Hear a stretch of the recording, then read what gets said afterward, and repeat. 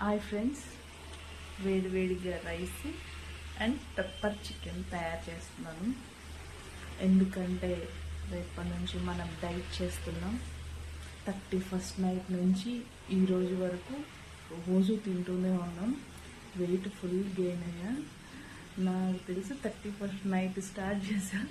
రోజు biryani, chicken, mutton, prawns అన్నీ almost నా క్రెడిట్ కార్డు లిమిట్ మొత్తం అయిపోయింది.